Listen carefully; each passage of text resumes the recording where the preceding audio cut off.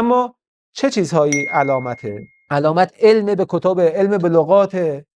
بیش از 50 روایت داریم که امام عالم به لغاته، ولی احمد الحسن بیان میکنه که علم به لغات یک معجزه قاهره است. یعنی خدا یک علامتی به یک شخصی امامی بده که مردم رو با اون واسطه مجبور به ایمان بکنه، اون میشه معجزه قاهره. مجبور به ایمان بکنه، راه انکار نداشته باشن. خب میگه چنین قدرتی رو خدا به انبیا و ائمه نمیده، ازش تعبیر میکنه به معجزه قاهره. میگه اگر علم به زبان ها داشته باشن که میشه معجزه قاهره و این درست نیست.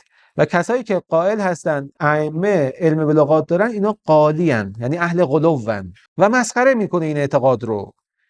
مسخره میکنه این که کسی بگه امام به همه زبان ها قادر صحبت بکنه، و علم به لغات رو قبول نمیکنن که امام با علم به لغات داشته باشه. و بیش از 50 روایت داریم که ائمه علم به لغات دارن، وقتی امامی از دنیا میره، امام دیگر که به امامت میرسه علم به لغات پیدا میکنه. امام رضا اسلام فرمود دلیل بر اینکه امام صادق هستش اینه که بر هر گروهی با زبان خودشون احتجاج میکنه، به اهل تورات با تورات، به اهل انجیل با انجیل، و به هر قومی با لغت خودشون، با لغت خودشون، با زبان خودشون.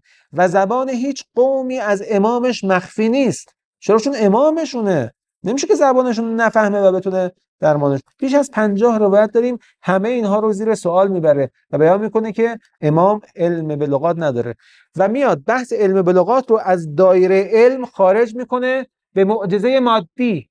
مغالطش اینجاست. بحث علم بلاغات رو خارج میکنه، از دایره علم خارج میکنه، میبره تو معجزات مادی.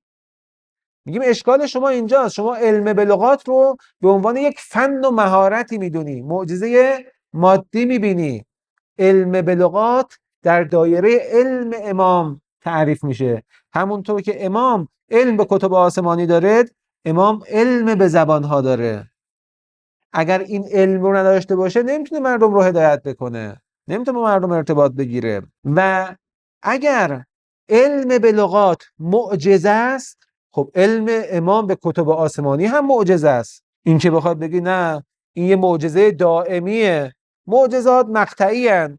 این که یک امامی دائما یک معجزه رو داشته باشه خلاف سنت خداست. معجزات خدا مقطعی هستند، لحظه‌ای هستند. معجزات دائمی میشه معجزات قاهره، مخاطب رو مجبور میکنه به ایمان و از اختیار خارج میکنه. مخالف با حکمت خداست که انسان رو از اختیار خارج بکنه. من سلب اختیار بشم، چاره ای نداشته باشم جز این که به امام ایمان بیارم.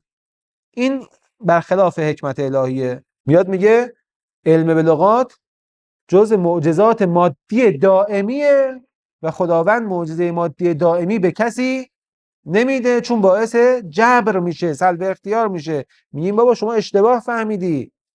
علم بلاغات در دایره علم امامه. امام علم به شرایع داره. آیا علم یک شخص به همه شرایع، به سعادت و شقاوت، این علم عادی یا اعجازیه؟ معجزه است، علم معجز. علم امامت علم معجزه آساست، علم عادی نیست که بری تو مدرسه درس بخونی یاد بگیری. پس بگو پس امام علم نداره اصلا چون معجزه است. معجزه علمی رو امام داره. این علم بلاغات هم جزو این معجزه علمیه. بیان میکنه اگر امام علم بلاغات داره، خب چرا قرآن رو نیومدن ترجمه بکنن؟ چرا با گروه‌های مختلف به زبان‌های خودشون صحبت نکردن؟ چرا 10 تا حدیث فارسی به ما نرسیده؟ 10 تا حدیث ترکی به ما نرسیده؟ میگیم بابا 50 تا روایت داریم امام به زبان‌های مختلف صحبت کرده. میان روایت رؤیای حضرت نرگس رو نقل میکنن تا بخوان رؤیا رو اثبات بکنن که حجت هست، ولی ادامه روایت رو که امام هادی علیه السلام نامه‌ای به زبان رومی مینویسه، به خادمش میده، میگه برو تو بندر بازار برده فروش ها رسیدی، اون خانم رو که دیدی این نامه رو بده به اون شخص، به اون خانم، دلش آروم بشه. نامه‌ای که امام هادی به زبان رومی می‌نویسه اینا رو نمی‌بینن.